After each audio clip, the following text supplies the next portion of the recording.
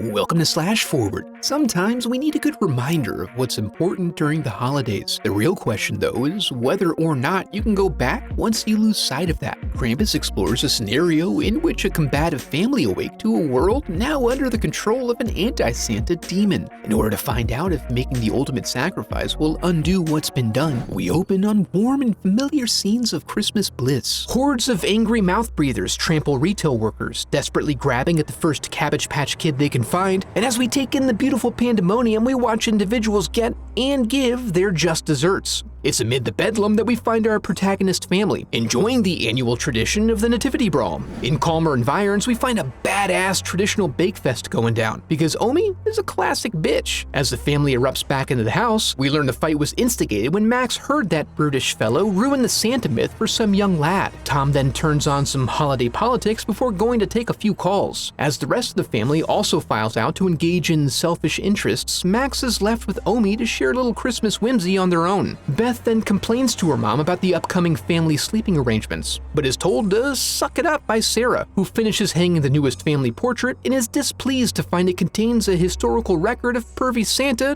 doing what he do. Back to those with true spirit, Omi relays her thoughts on the true nature of Santa, believing that he inhabits the spirit of the holiday, reflected by our true souls, a thought that causes her to momentarily go dead behind the eyes. Upstairs, still dreading the impending arrival of her Hilljack cousins, Beth is hard wishing she could be ripping that holiday bong with her boo, Derek. But they have to put that thought on hold when the house begins to rumble from the old diesel rolling up, announcing the arrival of the extended family. As all the last-minute preparations are made, Merry Christmas! They're welcomed in bearing gifts and a 1,000-yard stare. Max attempts to initiate cordial conversation with his cousin, Howie, about his deepest holiday fantasies, but he's pretty much an empty vessel. And then Aunt Dorothy surprises them with her arrival, a last-minute addition that Linda felt obliged to honor, despite knowing that her sister Sarah would be upset by this development. Soon enough, they've all settled into the dinner table, where Howie is doing the do, preparing for his football future. Here they suffer through a culture clash as Sarah is inundated with multiple complaints about her champagne tastes and the general lack of moistness present in their quails. So she heads off to clear her head and glaze a creme brulee, while the girls test Max's patience by telling lies about Santa crashing his sleigh and being forced to eat his reindeer to survive. And then, in a demonstration of next-level familial bullying, the girls whip out Max's special letter to Santa. They read it off and find it to contain some fairly deep and intimate wishes for the whole family, which lays bare some of their unspoken insecurities. Even though the damage is done, you know Max is prone to pop off, and he uncoils like a loaded spring, resulting in a scuffle, some shouting, and then him storming off.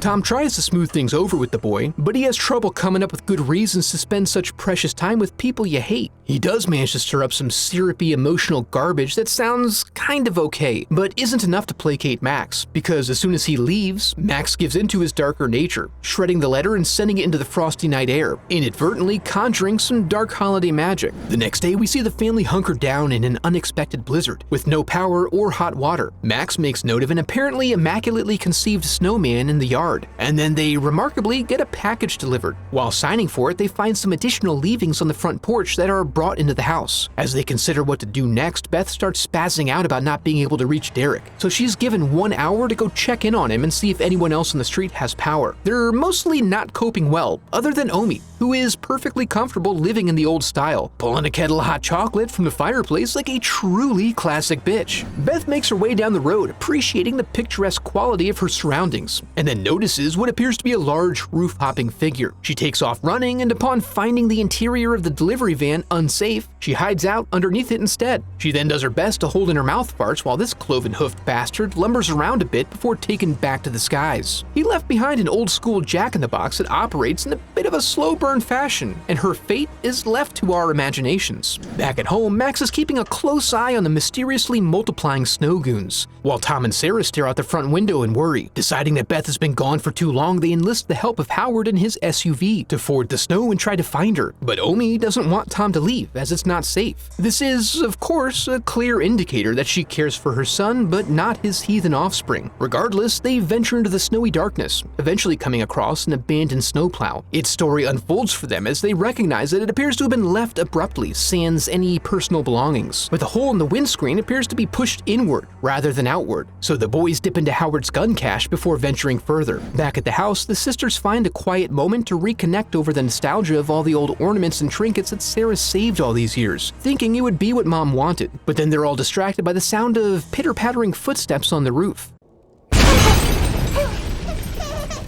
Omi keeps relaxed as she studiously tends to the fire. Meanwhile, the boys get to Derek's house, which is empty and appears to have been overtaken by the blizzard. They find evidence that disturbing events unfolded at the house, but with no indication of whether Beth was involved. Judging by the fireplace, Howard suspects a gas line rupture, but this doesn't explain the hoof prints nearby, which to me look kind of like they were made by a large goat. What kind of goat walks on its hind legs? Okay, fine. They're then drawn back outside by some vigorous screaming that's hard to pinpoint as it's carried away on the wind. But along the way, Howard is dragged into the snow by an unseen creature, requiring Tom to pull out. This drives off what I assume to be a snow worm, and they hobble back only to find Lucinda in utter ruin. The gunfire was heard at the house, but any ideas of going to find them are resolved when they burst back in, shouting warnings and looking to administer medical treatment. In a moment of clarity, they calm themselves and try to get the kids and elderly into the kitchen so they can have a discussion about the events that transpired.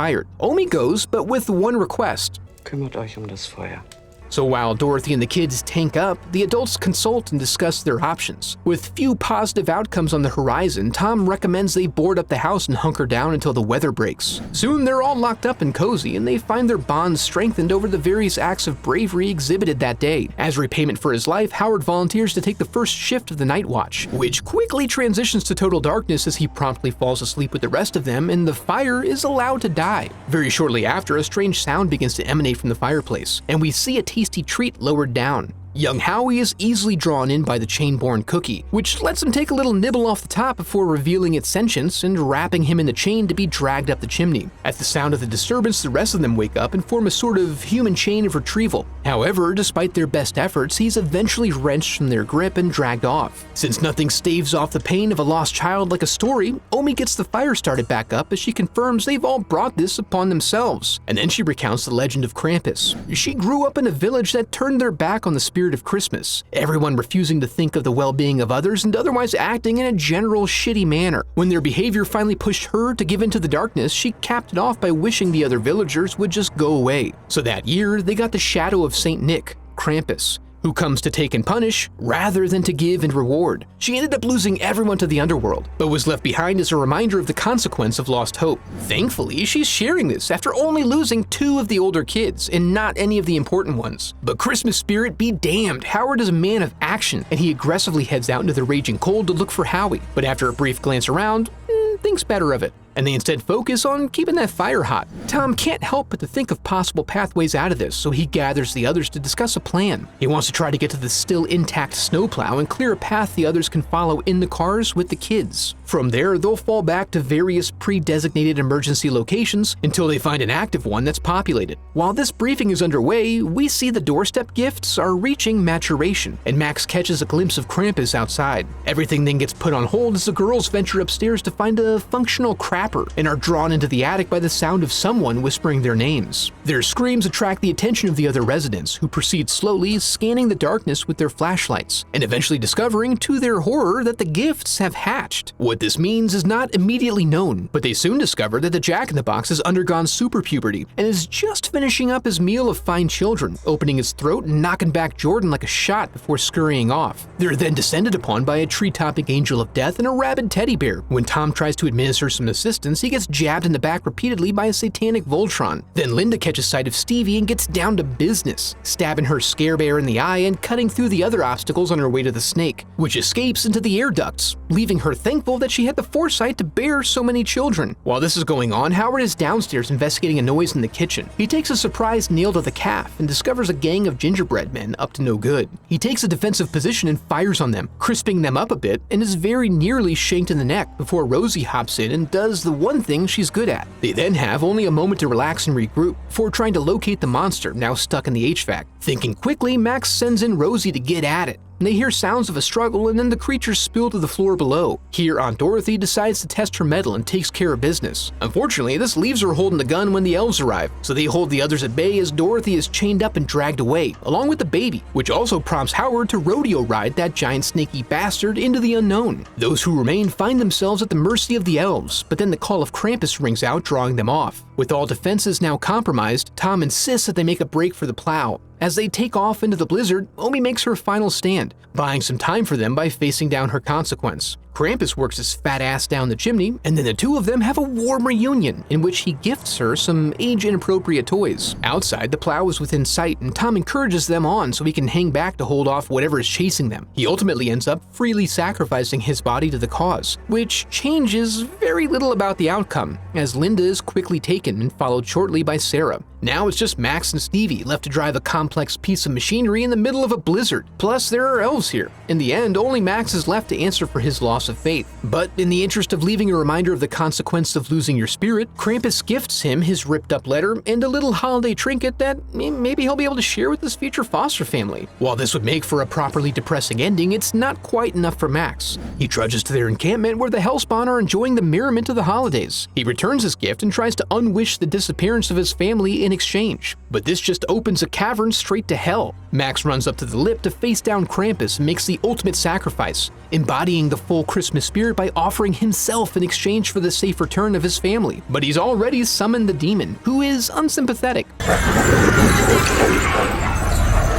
and opts to take Max up on the first part of his bargain only, casting his body into the portal to hell. Then Max wakes up to a new day, a world with lights and no strange snowmen, and everyone enjoying their normal Christmas rituals. He chalks his experiences up to a bad dream, and delights in the joy of kith and kin receiving exactly what they most deeply desired for Christmas. But then he opens his own gift to reveal a familiar artifact, the presentation of which causes all of the bad memories to rush back into their minds. They all process this renewed trauma as we pan out to see they're stuck inside an eternal Christmas snow globe on Krampus's curio shelf, which honestly doesn't sound worse than burning forever. It's hard to declare a movie so recent as being a classic, and I know there are other good Christmas horror movies out there, but are there any better Christmas horror movies? I'd like to take a moment to give a huge thanks to my donors, memorialized in the Hall of Headshots.